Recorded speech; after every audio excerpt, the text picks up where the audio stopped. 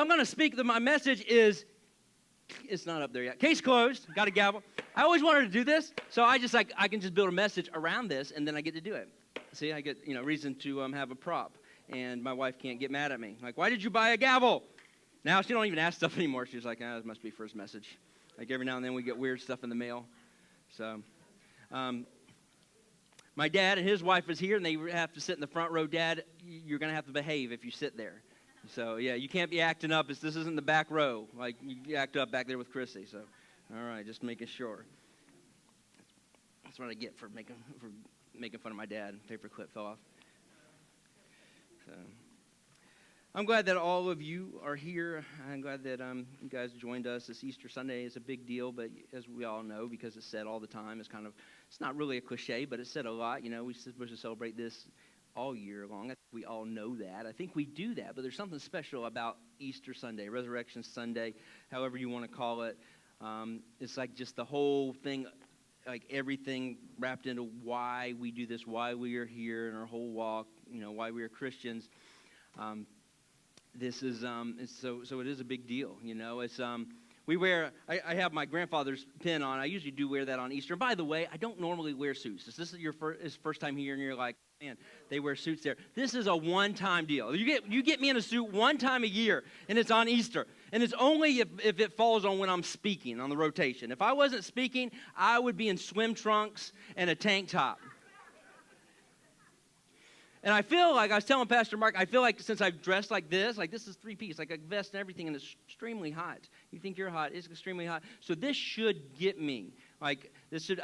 Pastor Rock, you can write this down, because I think this should get me a one freebie where I can preach in just like some board shorts and a T-shirt one time. Sometime, at any time I can go, okay, this is my Sunday. I can just pretty much roll out of bed and get up here and speak. So, Linda votes no. Ushers, can you escort this woman out off the premises? Yeah, right. No one's going to take Miss Linda. She will beat them up. Imagine, can you see Bob trying to get Miss Linda out of here? Oh my gosh, he'd be attacked by everybody. And we all, I have this pin, and some. How many have a cross necklace? You have a cross necklace on or something cross? That's jewelry. We wear that, and I understand what it symbolizes and what it means. I have absolutely nothing against that.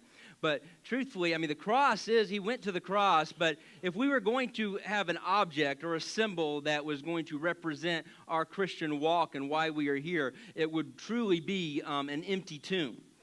Now, I get that it's probably for merchandise sales that would not go over well, because not many people is going to buy an empty casket necklace or empty tomb earrings. Probably not going to happen that often. But if it wasn't for the empty tomb, the cross would mean nothing, because they hung thousands of people on a cross. So, but I totally get it, and with that and what it symbolizes, and I think it's really cool. I don't wear necklaces because I get hair that grows in the back of my neck and then pulls, so I don't like that on there. So, I just say stuff up here, Chantel. That was definitely not in my notes. This is just stuff. Listen, guys, if you never heard me speak, you are in for a ride. You might want to record it, because I might say something I shouldn't, and then you could put it out there, and you'll be famous for it, and I'll never preach again. There's a possibility of that happening. So, how many know that this week, this is Holy Week, this week is Holy Week. How many know that this is the worst week for the devil? This is the worst week. On Friday, he thought he had all the power, to find out on Sunday he had none. So this is a bad week for him. He doesn't like this week. He is so mad about this week and why you're here. Now, this whole thing, earth, this world, is a trial. How many feel like you are on trial? You are constantly on trial. You are constantly trial after trial after trial. You feel like you're constantly defending yourself. You're constantly people are blaming you for stuff, and it's just how many's ever felt? How many, by the show of hands, have ever felt like everybody's against me? Right? Yeah. I should have definitely done a message online. So this whole thing is a trial, and we're defending our case before God, and there's something that's more real. I mean, for us, it's hard for our brains to kind of comprehend, but there's a world that's more real than this world, than earth. It's the spiritual world. It was around before this world was around. It was God who was in the spiritual world, spoke, and something came out of nothing. And that's why we're here. So it's a world that's more real than this world. So this whole thing is a trial, and a trial's taking place. And there's a story that's in the Bible. It's one of the oldest stories. Actually, probably the oldest story in the Bible, not chronologically, because that would be Genesis, but the oldest one written is what they say. We don't really know. We're not really privy to who wrote it. There's speculation, but we really don't know who wrote it. But it's about this man. His name is Job. Anybody ever heard of Job? So Job, he lived in this town called Uz. That's where it's centered at. How many has ever traveled to Uz? Anybody taking vacation to Uz? Nobody, okay. So Uz is in this far off place. And I feel like it's important to let you guys know, fill you in, that Job is not an Israelite. He's not Hebrew. This story does not take place in Israel. I think that's important for this. So when we're reading this, it's Job. He lives in Uz. He's a rich guy. I mean, he is like Pastor Rocky rich, okay? Like, he has plenty of money. He has, now this would be a lot even now, but this is way back then, whenever this was. He had 7,000 sheep, 500 oxen, 500 donkeys. That's like cars, you know? It's like he probably had different sized donkeys. He had some camels too. Like camels are like the F-250s version, like the donkeys are like the Corvette, you know. He probably had some Corvette donkeys and probably, you know, then maybe had a Prius donkey, you know, for when the gas prices are high. So he had all this stuff. And it also says that he has 7 sons and he has 3 daughters. Now his sons and daughters, they're a little bit of partiers, okay? It talks about this in the Bible. Like they just like to have parties. And it talks about how they would go to each other's houses and they would just throw these big parties. And every time they throw these big parties, Job, who was righteous, man, he didn't go to the parties, but he thought there's probably some stuff that took place at that parties that shouldn't take place at that parties. So just in case they sinned at those parties, I'm going to sacrifice an ox. I'm going to make a sacrifice so that it covers their sin. And this was this was just a natural thing. Anytime they had a party, he would do the sacrifice. All right, so they were partiers. All right. Now, in this story, the scene changes here. All right. We are sitting kind of in this observation room, like watching this. How many's ever watched like court TV? Right? How many was alive around and watched the O.J. Simpson case? You know, it's like we all watched that. That's like introduced us to court TV. So we're seeing this from both sides. We know what's going on. We know more than the characters in the story. So the scene changes, and we are brought into a heavenly court. All right, we are brought into a heavenly court. God is sitting there in his court. He is the judge. And the Bible says here, it's in Job chapter 1, verse 6 and 7. And it says, one day the angels came to present themselves before the Lord. And Satan also came with them. He didn't sneak in. You can't sneak into heaven. He came in. God knew he was coming in. Here the writer wants you to know, it's separate. He's separate from the angels. Satan also came with them. Now the Lord asked this. He said, the Lord said to Satan, where have you come from? Now God he knows everything, right? So he knows good and well where Satan's been. He knows where he's been, everywhere he's walked. But he asked him, I thought this was odd. He asked him, where have you come from? Satan answered the Lord, from roaming the earth around. I was like walking around the earth. I spent a little time over there, a little time over here, a little time over there. Going back and forth. He was a little vague with his answers, okay? Now, I want to point out and show you something about authority. God asked Satan a question, and Satan had no choice but to answer. Why? Because God has the authority. Listen, if you come to my house, right, and you call me, or you're like, hey, Jimmy, I'm in my house. I don't got to answer. Ask Julie. I don't always answer when you call my name. But if somebody else comes into my house, and they just walk in, you better answer when I ask, who are you? So God has the authority here. And he says, where you come from? Satan answered. And then the very next verse, after he told him, I've been walking around the earth, he says this, the very next verse is Job 1:8.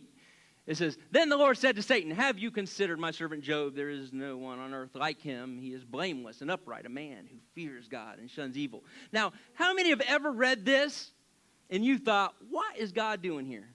Like he's selling his boy out, right? Anybody ever had someone question them about this? Like, if God loves us so much, why did he throw Job at the wolves, How many's ever felt like they're Job and getting thrown at the wolves? All right, I just had to make sure y'all are still listening.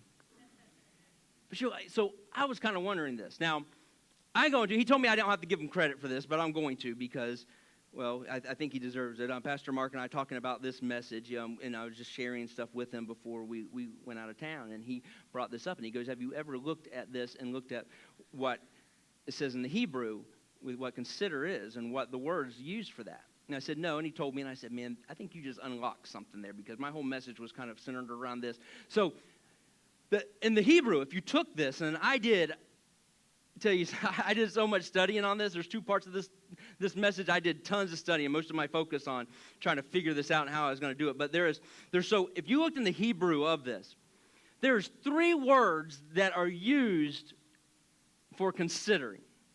Now, the reason that there's so many translations, you ever looked at all the translations, and you're like, well, why is there so many? It should be one thing, and that's how it says. Well, they have to take Hebrew, which is no longer a language we use, and they have to take it and interpret it a certain way. So there's different Bibles that interpret it a different way. You can read it a different way. It's important that you focus on it and learn it yourselves. But there's 3 words that it says here when it says considered that we transform to consider. It's sum, which sum is set on. Like you are set on something. Like you were set on coming to church today. Set on. The next word that's used in the Hebrew is leib. Leib. Or, lave is how it's pronounced. Lave. And the next one is al. So, lave is your heart, like your emotion, your feelings. It's a moving of the heart. And then it can be interpreted that way. And then al can be upon, set upon. Now, I was like, okay, so was this God throwing Job under the bus? Or could it be that Satan, he was roaming? God asked him, there's a reason. God asked him, where did you come from? And he's saying, I was just walking around the earth. I was just roaming the earth. No big deal. It's here or there. It's like, did you happen to go to Uz? Like, I noticed you've been spending a lot of time in Uz.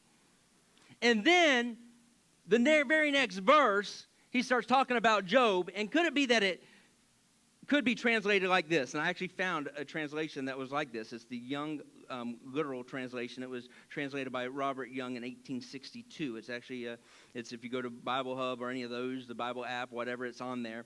It's the Young literal translation. And this is how it says. This is how Robert Young interpreted it. It said, and Jehovah saith unto the adversary, that's Satan, hast thou set thy heart against my servant Job?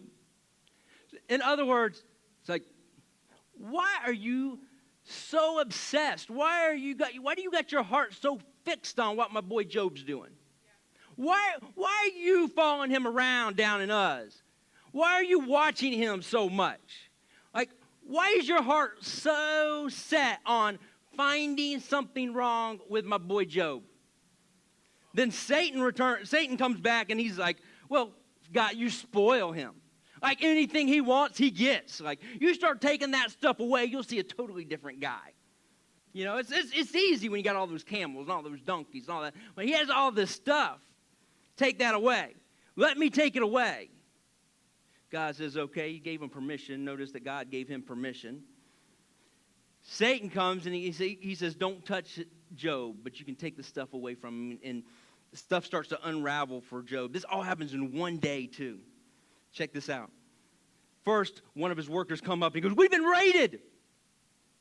People have just come in and they stole all the oxen and all your donkeys. All of the donkeys? Yes. Even the Corvette donkey? Yes. Even the Corvette donkey. Took them all. There's none left. Job's like, oh my gosh, that's terrible. What am I going to do? The very next minute, like as that worker walked away, another worker runs up and says, Job, there was a fire from heaven, and right now, as we speak, all your sheep are running around on fire. They're just like, bah, bah, and they're on fire. Like, we can't put them out. We're trying. We can't do it. And in fact, we try to put them out, and then the herdsman's catching on fire. It's not good. I'm the only one that survived. Oh, that's crazy. Well, at least I have my camels. He leaves. Another worker comes in and says, Job, you ain't going to believe this. It's like, I have a feeling it's something about my camels. Yes. Yeah. There was these people, the Chaldeans came in, and they raided, and they just came in and stole all your camels. And then they killed the herdsmen that were watching over them. This is nuts. This happened right after each other. It wasn't like this happened 1 week, and then a couple weeks later. No, boom, boom, boom. That wasn't bad enough. Another worker runs in, and he goes, Job, dude, you're not going to believe this. You know those parties your kids are always having? Well, they were having a party at your oldest son's house. All your kids were there. The roof caved in. It crushed them, and it killed every single one of your kids. Now, this is the famous part of this story where Job sits down, he tears his clothes, and he sits and he says, the Lord giveth and the Lord taketh away. Now, I do want to point out that this is Job saying this. This isn't God saying this. God didn't take this stuff away. Satan came in. He took this stuff away from Job. Job still worshiped God. He still didn't curse God. Scene change. Again, we are back in the heavenly courtroom. It's a different time, a different day. Court is taking place. The angels come in. Satan comes in again with them. The Lord asks him again, where have you been? Where do you come from? He's like, I've just been a little over here, a little over there. You've been in Uz again, haven't you? Maybe I crossed through there. It's on the way. And he goes, well, have you noticed my boy Job? He still hasn't cursed me. He's still living for me. And he's like, well, yeah, like he still has his health. He still feels good. Take that away, and oh my gosh, you will see that his love is conditional. God said, okay, do it. Satan attacks him, then boils start to come up all over his body. How many has ever had a boil? Like one boil, right? I don't even know. Like I don't think that's something that you brag about. Like, woo, look at this boil. No, man, it's terrible. He has them all over his body. In fact, he don't have anything left. It says that he broke some pottery, took a piece of pottery, and he would just scrape the boils with the pottery. Yeah, it's pretty gross, right? His wife comes, and she says, you're still trying to worship God? You're still worried about your integrity? Look at you. You might as well just curse God and die. Now, Job was probably thinking, I knew I should have let her go to that party. Job had 3 friends. They traveled from far away. A lot of times we throw these friends under the bus and we think of these friends as like bad people, but they're good friends because they traveled a long, long way to see Job and to be there and during his sorrow. The Bible says they came and they sat with Job. You know how many days? They tore their clothes and they just sat in silence with Job. Anybody know how many days? 7 days. A whole week sitting in silence. There's no way I could do it. Can't do it for 7 minutes. So these are good friends. The end of the 7 days, Job cries out. And he says he curses the day he was born. He don't curse God, but he says, man, he's cursed the day I was born. I wish it would never happen. Now I want to show you this. Job opened this door before his friends ever even said anything. His 3 friends, Eliphaz, Bildad, Zophar, after Job said that, they were like, oh, this is the open door. You know, sometimes we think we got to, like, fix people. Like, we got to fix our friends. Sometimes it's just, they were doing more good when they were just sitting there in silence, just being there with them. Sometimes we feel like we got to fix everybody, but sometimes people just need somebody there, just knowing that someone is there. But Job starts downing himself. Curses the day he was born. Now, Satan has attacked him. He's gotten permission to attack Job, and he's attacked Job. The reason that this story is so relevant is because we can all relate to something with Job. We can all relate to sorrow. We may have never, minute after minute after minute, dealt with what Job dealt with, but we have dealt with loss. Some of you here has dealt with the loss of a child. Some of you have dealt with the loss of a spouse. Some of you have left with loss of your finances, loss of a family member, loss of friends. So what Satan attacks all of us with, and there's a lot of attacks, but I call them the 4 F words. Not the F word you're thinking about, Larry. That's not appropriate in church. I always got to get onto him. That's why he has to sit in the front. The 4 F words that he attacks us with: family, friends, finances, and feelings. Feelings, like our emotions, and they're real. You don't think, listen, look at this. Job 30:16. This is Job. And sorry, he goes, and now my life seeps away. Depression haunts my days.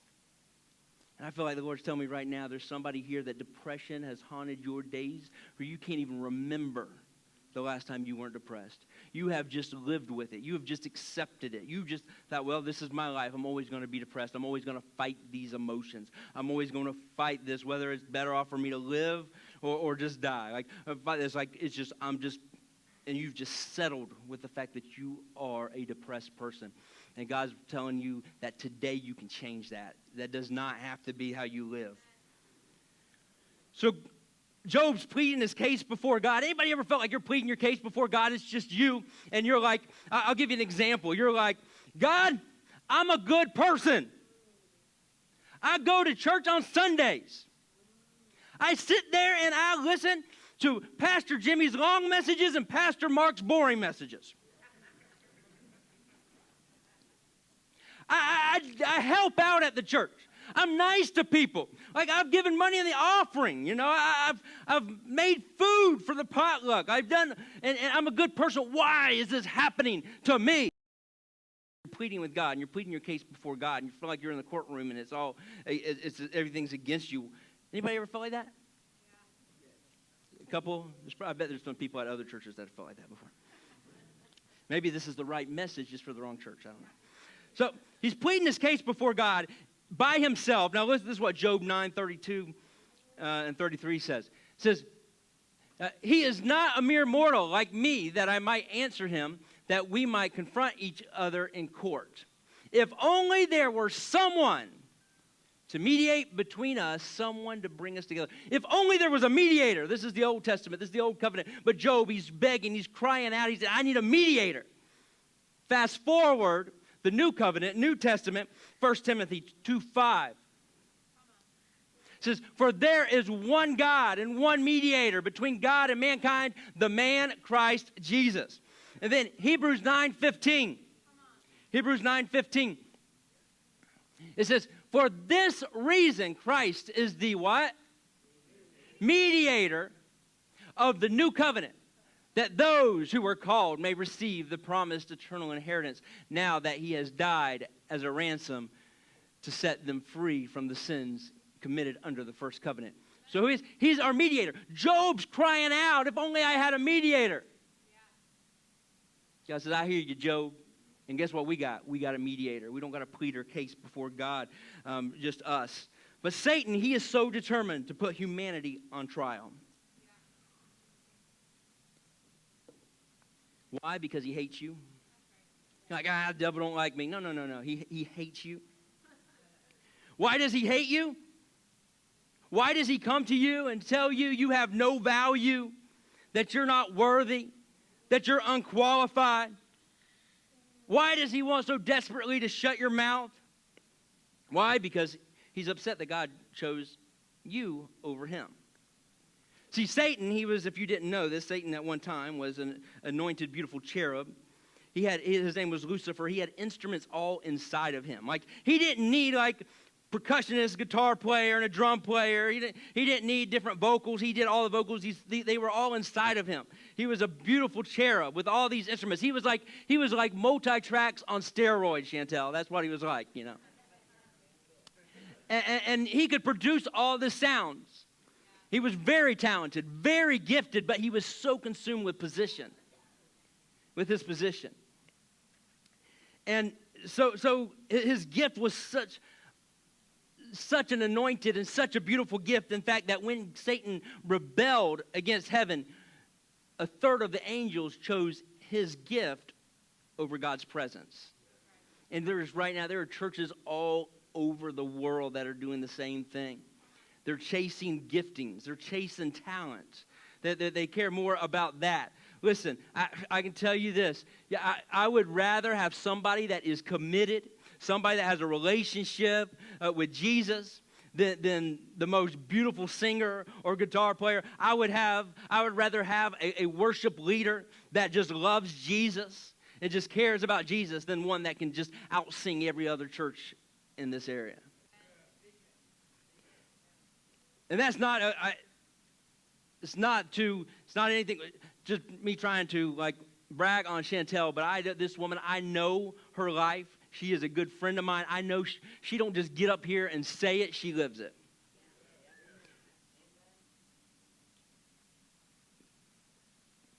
I would take commitment over talent, commitment over gifting any day. Why? Gifting doesn't mature, character matures. And Satan's so wrapped up in talent. He's so wrapped up in it. He wants to prove to God that God made a mistake when he gave you his position. And Satan's building a case against you. That's what he's doing. Every day, all the time, he's building a case against you. This guy, he's saying, oh, God, you see Eric the other day? He was flipping through the TV channels. And he was going to TBN, yeah. You know, he's going to go watch some Joel Osteen. But then he, as he was flipping through, he stopped on this one channel. And, you know, he heard this one word that he shouldn't have heard. He stayed on it for a little bit longer than he should, like 5 seconds. Then he was, like, back on, you know, to the Jesus ship at TBN. But for 5 seconds, he watched and entertained that. You know, or, oh, man, Miss Ann. Yeah, did you see her? That one guy cut her off in traffic, and she rolled down her window. You see that universal gesture she gave him? And then she followed him for 5 miles just to scare him, make sure he don't do it again. Did you see that? Satan, he's constantly trying to build a case. He's constantly trying to find fault with you. He's constantly trying to figure out where you messed up. Why? Because he wants to take that case before God and say, see, I told you they're no good. He wants God to say, you know, you're right. These clay creatures I made, I don't know what I was thinking to give them your position, to give them your job. I should have given you another chance, you know. See, God gave us, now it's our position. It's our place to worship him. Oh, man, what a beautiful sound and sight that was during worship. Everybody singing, people here waving flags and just worshiping God. And you say only one person did that? Somebody calling people out? This could get a very interesting church service. Yeah, he did. Everybody else was doing it except for this guy. Josh Godinez. Satan wants to go say, look, sing, look. That sounds terrible. Hear Jimmy sing? Yeah, you better hope that microphone's turned off. I always make sure it is. It's like, he can't do what I can do, God. And God says, I don't need them to do what you can do. I just need them to worship me. I just need them to praise me. I just need to have a relationship with them. But he's trying to disqualify you. You know what he's after? He's after your status. He's after your status as a son or a daughter. That's what he's after. Let me show you something. If you have a son or a daughter, can you please stand and remain standing if you have a son or a daughter? My dad better be standing.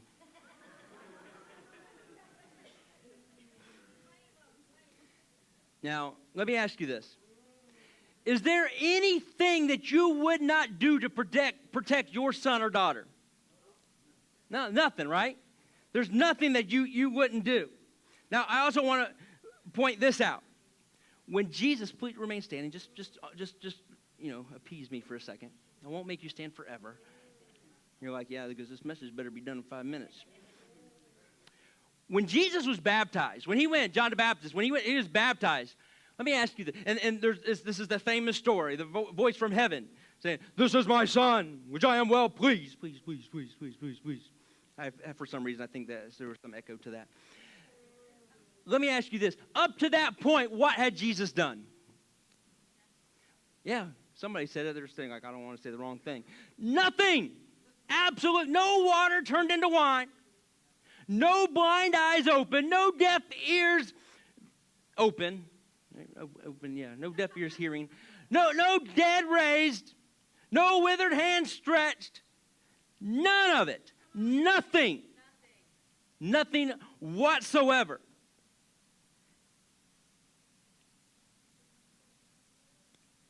Why? Because Jesus was God's son, which gave him immediate status. Immediate status. Listen, your status with God doesn't change.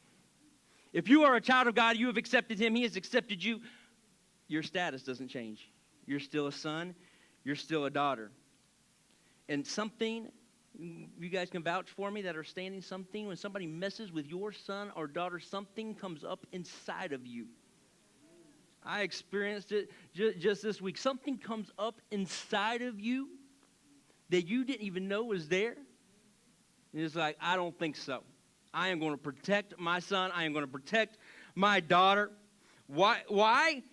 Because your son or your daughter, that's your legacy. Legacy leads to purpose. Purpose leads to status. Status leads to authority. Now watch this. Sit down. You just sat in your authority. You just sat in your authority. It's a big deal to sit in your authority. That means you don't have to, that's what comes with authority. You don't have to push. You don't have to beg. You don't have to pull. You don't have to plead. You have authority. Where's Jesus sitting right now? Right hand of God, he's in his position. I gave it away. He's seated. He's seated in his authority. I have authority because of who my dad is, who my heavenly Father is. I don't have to try to be anything that I'm not. I don't have to try to do enough. No, I have authority because of who my dad is. And I can sit in my authority, which means when I speak, angels have to move because of who my dad is and the power that my Father holds. You don't have to strive. You don't have to push. You don't have to beg. You're seated. So here's Satan. He's trying to gather up enough evidence. He wants God to say, yeah, you're right. Devil, yeah, those guys, yeah, I messed up. But see, here's the thing. I'm gonna end this really quick. Somebody looks at somebody else and goes, that does not mean anything.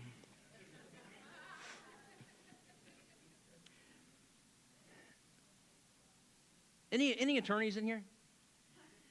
None? There's none. I know my son's raising his hand, but he is not, even though no matter what he tells you. I just was checking because there's sometimes like I say stuff up here, which we probably should use an attorney for, just in case, because stuff just like comes to my head and I say it. But, Steve stayed on Holiday Inn Express, so yeah, that counts. So, how many's ever let me make it a little bit easier. How many's ever watched a court show?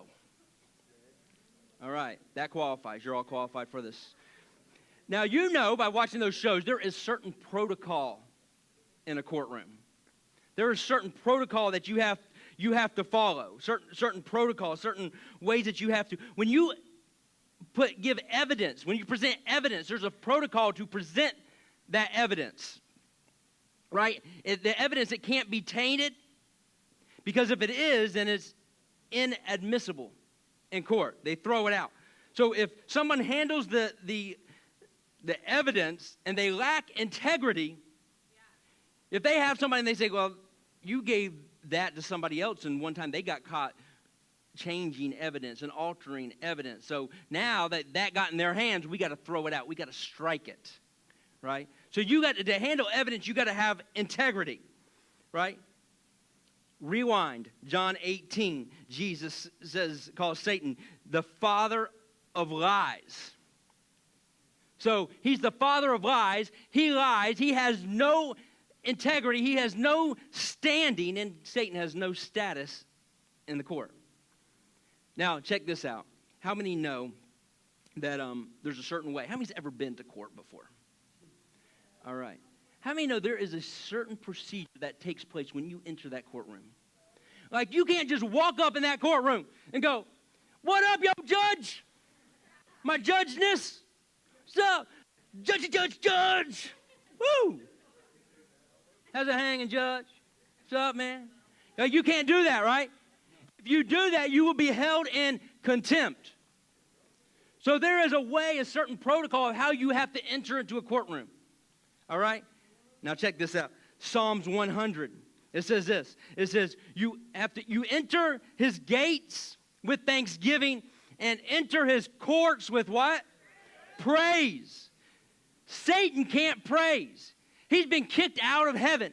So right there, he is disqualified for even having any status in the court because he did not follow protocol with how he entered into the court. So get ready. I thought y'all would be more excited about that. That's cool. You don't have to. Now y'all are it's just petty. Y'all are just clapping because I did that. I had to instruct y'all. It's not cool. So I'm getting ready. I'm getting ready to rest my case. We're getting ready to go home early. Maybe. And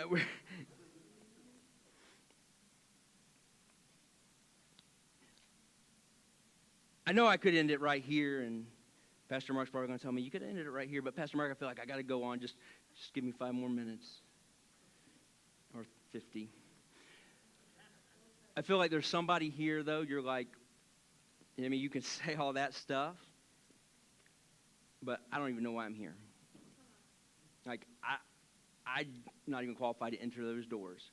You're talking about some court being held against me. God wouldn't even hold a court.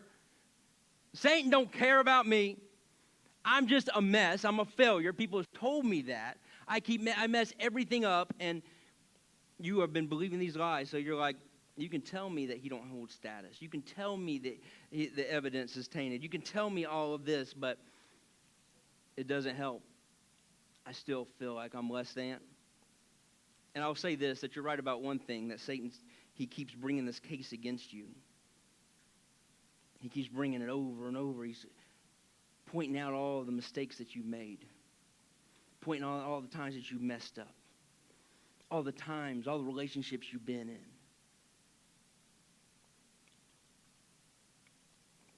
All the family members that won't talk to you anymore. He's bringing all these things up. I want to point out that in the story of Job, Job's friends who were there to help him, they ended up coming to this trial thinking that they were there to help him because there for the defense, but the prosecution called him to the stand, and these 3 friends, they started slamming Job, and they ended up benefiting truly the prosecution, but that's not why they were there. They'd go bring him up on stage, Satan bring him up on stage, up on stand, and is it possible that Job's lusting after money? Yeah, he did seem to like money a lot, especially like those donkeys. All right. Did he help the poor? Did he? I mean, sometimes, but he still, he spent a lot of money like on stuff that he probably didn't need to spend. And now here's Job. He's mad at his friends who were there to help him. And I think it's important for us to know this, because somebody here, you're thinking that everybody's against you, your family, your friends. Satan keeps throwing these 4 F words up at you and throwing these. And I'm here to tell you that your battle is not against your spouse or against your kids or against your friends. It is Satan. He's coming and he's attacking you with these things. The Bible says that our battle is not against flesh and blood, but it's against these demonic powers, against Satan that's throwing all these things at you. And a lot of times we get mad because we see stuff from our perspective, and we get mad at other people and we think, that's my enemy. Yeah. I didn't mean to point at you, Sandra. It just happened. You're just there. I don't think Sandra's my enemy. Satan keeps bringing these cases against us. But I want to tell you this. It's no use. It's no use because God's already made his decision. It's called nepotism. Nepotism. Anybody know what that is? Help you out. The practice among those with power or influence of favoring relatives. See, Satan failed to realize that the judge was also your dad. Listen, I know we're about to go, and I know it's getting, and you're like, oh, there's some food over there for fellowship lunch. But if there is nothing else that you shout about, that's what you should shout about. The judge is your dad. Thank you, one person, for clapping. Wyatt.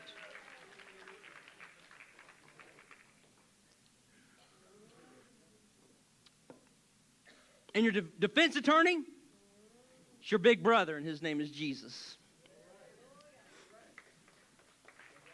He didn't go to law school, but he fulfilled the law and the prophets.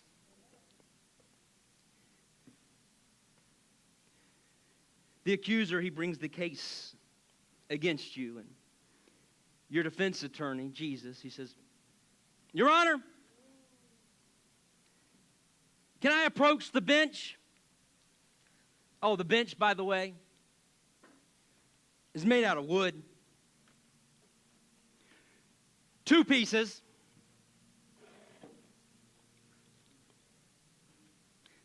And 3 nails. He says, can I approach the bench?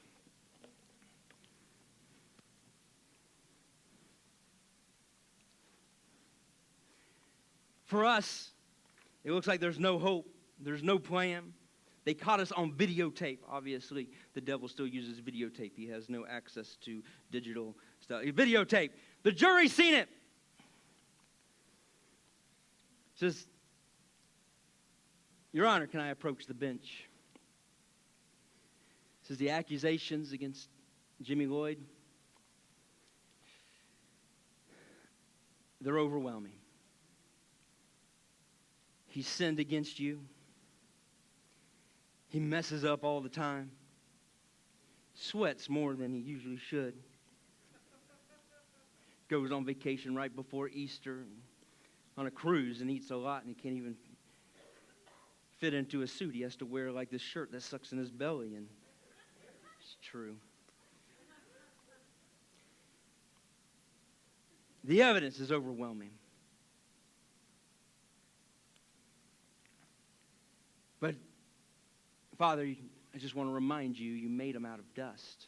So, that's true.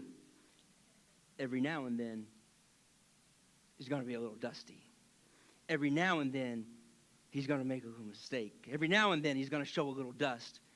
Now, the enemy, Satan, he sees where this is going. And he stands up and he says, stop! He says, for the remission of sin is only through the blood. So according to your law and according to your book, he must die. He is found guilty. He has sinned against your holiness. The judge says, you're right. You're right, someone's got to die. And the judge, he says, I find you, Jimmy Lloyd, guilty of crimes against my holiness. For the wages of sin are death, and I find you guilty. He slams the gavel down. This time we move to the sentencing stages. For the sentence for the crime is death. It says, Jimmy Lloyd, your sentence is death, and it is to be brought out, and carried out immediately. Jesus stands up. Says, Your Honor, if blood is what you want, blood is what you'll get. I'll take his place. You can have my blood. I'll take his death so that he can live my life. And then Jesus looks behind him and he sees, he says, in fact, I see this long line of humanity. And they're all guilty against crimes against your holiness. He says, I'll die for all of them too. Satan stands up and he's mad and he says, no! I want to try them each individually. But Jesus hits him back with the word, and he says, no, sin enters through the world through one, so as righteousness enters through the world as one. The judge says, very well, take him away. Says, Jimmy Lloyd, your sentence will be carried out on Friday. Your name will be upon Jesus' back. His blood shed in replace of yours. Jimmy, you're free to go. Jesus, I'll see you on Friday. And they took him and they beat him. And they whipped him. He was wounded for our transgressions. He was bruised for our iniquities. And by his stripes we are. John 19:30. As the sentence was being handed out, Jesus goes to the cross, and for those that they choose not to believe, he goes that one day maybe they'll believe. He goes to the cross for you and for me. And now, John 19:30, he cries out, it is finished. Your debt has been paid. The veil has been torn. Church, you are not who the devil says you are. I don't care what he has said about you. And I don't care how hard or how long he has fought to keep you from here today. You are not who the devil says you are. You are who the blood says you are. You are a son, and you are a daughter. Your status, it's a son. Your status, it's a daughter. And your position is authority. Why? Because of who your dad is. You're not who he has said you are. I don't care who has called you what and is every name. You are not who they say that you are. But you are who the blood says you are. Case closed.